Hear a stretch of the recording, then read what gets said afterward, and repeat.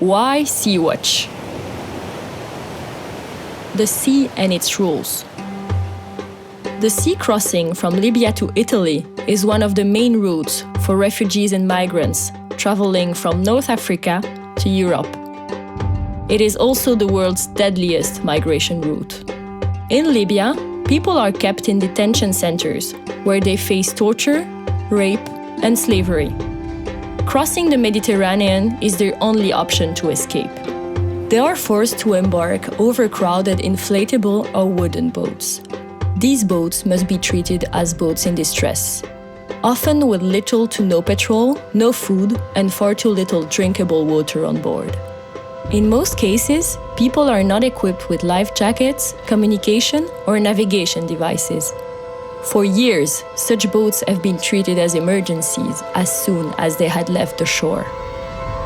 The Coast Guards have the duty to protect the borders of their respective states, as well as life at sea. The so-called Libyan Coast Guards receive financial and material support, as well as training by the European Union. On behalf of Europe, they illegally pull people in distress back to Libya. According to international law, it is illegal to bring people back to a country where their basic human rights are not guaranteed. Civil rescue boats, such as the Sea-Watch 3, are currently the only ones operating in the Mediterranean, upholding the laws and norms that other actors are consistently violating. The debate on migration has become overly politicized and dominated by racism and populism. Civil rescuers face a systematic criminalization of their activities. In addition to boats, civil efforts to respond to the emergency in the Mediterranean Sea also include aircraft. Spotting is a key aspect, not only of rescue, but also of monitoring human rights violations at sea. The planes help to identify boats in distress and to coordinate the rescue operations. Our rescue operations take place outside Libyan territorial waters and, as a rule, outside the contiguous zone. The principle of right of peaceful passage and the duty to render assistance to any person found at sea normally applies also to the coastal zone. But attacks on NGO ships have already occurred several times, even in international waters. Each state is responsible for the coordination of the rescue operations in a given zone through a maritime coordination center. The European Union failed to help. It decided to let people drown in the Mediterranean and supports illegal pullbacks to Libya.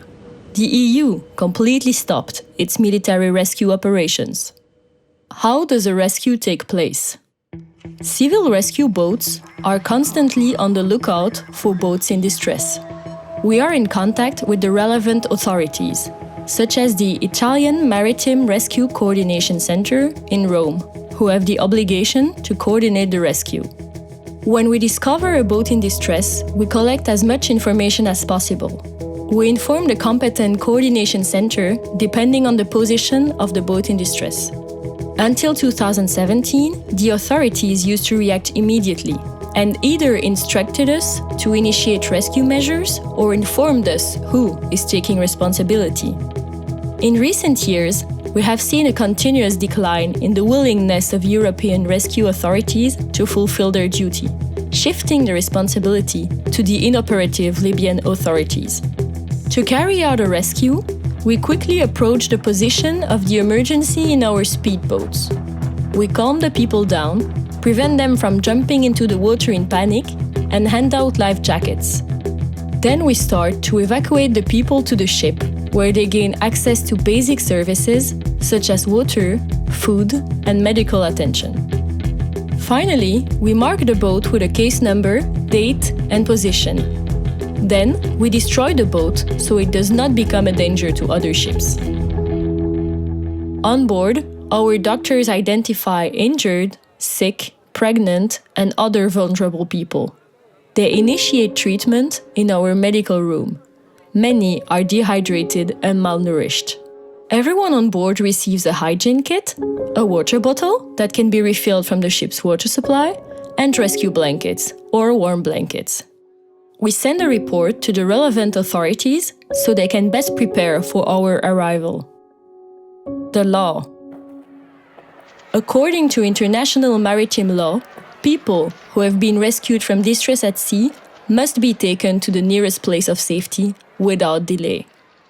In the past, the Maritime Rescue Coordination Center in Rome coordinated all rescue operations and assigned safe harbors in southern Italy.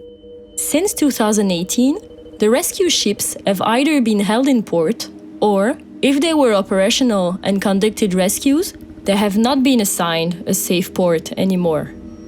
This is due to the lack of coordination from the authorities and a lack of political will to receive rescued people in Europe. Recently, the lack of urgency in the state obligation to provide rescued people at sea with a safe port has resulted in exceptionally long standoffs, while EU member states negotiated ad hoc distribution deals prior to assigning a harbor. For the well-being of people on board, the journey to the port of safety must be as short as possible. A rescue is not over until people are on land in a safe place.